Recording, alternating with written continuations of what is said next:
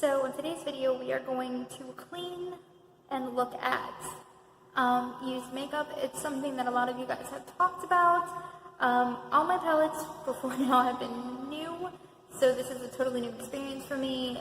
I was really nervous about doing this. I wasn't sure how it was going to work, but I went onto a Facebook group, and I will link it down below, and I bought two palettes, the Urban Decay Electric, which I really wanted, and it looked pretty much brand new, and then the Alice in Wonderland, also from Urban Decay, through the Looking Glass palette, and it did have a couple of them that were either panned or very close to pan, and I wanted to show you what to do if that was the case.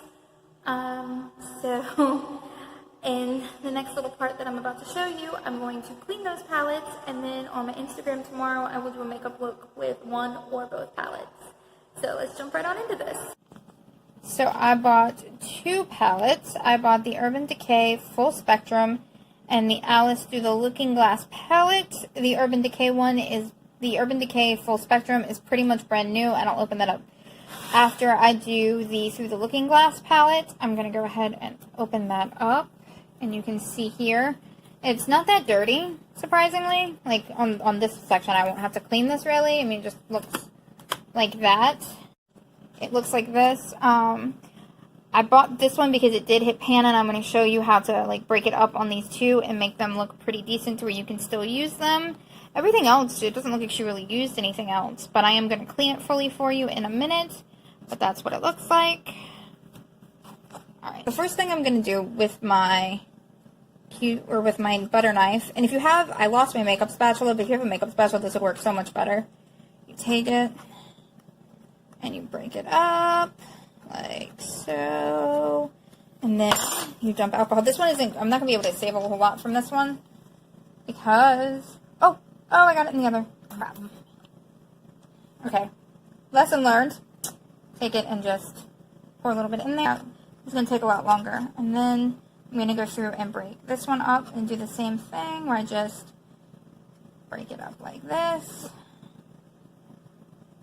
And the reason I'm not cleaning the outside of my palette first is this is really messy. I've done this with broken palettes in the past. And you won't have to do this with every one in the pan. It's just that the ones that are heavily used, I don't trust there not to be a whole lot of bacteria in, so I'm just repressing the whole thing. Okay. So then you do that. Take your tissue. Fold it like this, and then when you mix it, you just, that might have been a little bit too much, but you just take it and you repress down like so. It doesn't look all pretty, and you are gonna make a mess. I've never not been able to not make a mess, but you just press it back down and let it dry overnight. You do this, it's panned like that, you're not gonna get a whole lot of eyeshadow out of it. And then with the rest of them, you just take a Q-tip like so, and you run it over the top of each one like this.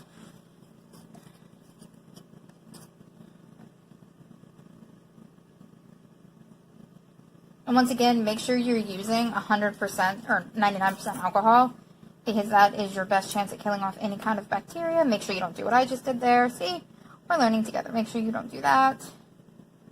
And then you just do that through the rest of them, and you're good to go. Okay, so now that you've done all of the shadows, you take a Q-tip with rubbing alcohol like this and just go around anywhere, all the edges like here and down here, like right here, and you just go through and you wipe it, and then you take your tissue, which I've already been cleaning a little bit, and you just wipe along, and it cleans your palette up all nice and pretty-like. And when you are done, it will look something like this, and you can wait the next morning to wait for it to dry and then test it out. Okay, so this is the one that has barely been used and won't require as much of a clean job. Like I said, you just come through. I'm just going to do a couple of shadows for you. You just come through like this. Top layer. Some people scrape it, but I just feel better using the rubbing alcohol, and just like that. And then like that. It doesn't have enough rubbing alcohol on it. I didn't get enough tissue for rubbing alcohol on it. And just go through like that. And That's pretty much all you have to do with those. I'm going to go ahead and clean that up, and then I'll show you how to clean the outside again. Okay. You can see how dirty the palette is, and it needs to be wiped down. You can either do it the Q-tip way I showed you last time, or you can take a paper towel like so, or tissue, and just dip it in the alcohol and run it. This is the faster way, but for me it's just not as neat and not as detailed. But it does work the same, as you can see. It gets rid of all of the rigmarole. And I also did this with the mirror because the mirror was really dirty, but I don't think you guys want to watch me clean through a mirror, so I'm going to just take it like so, and it cleans everything all up nice and pretty. I am super excited about this palette. It was sold out before I could get it, so I now have it, and it's in really good shape. I'm going to let it dry overnight. Okay, so I cleaned the palettes. They look pretty good. The rubbing alcohol worked really well. I'm actually surprised at how well it dried and how quickly it dried. I was also able to save one that I wasn't expecting, one Shadow in the Alice in Wonderland with the Looking Glass palette that I didn't think I was going to be able to save, but I do think I will be able to get some use out of it.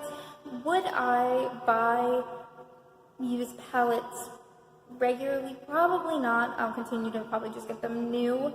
Do I think that you can save some money and also kind of recycle? Because not everybody uses all their palettes. I think that that's a good idea.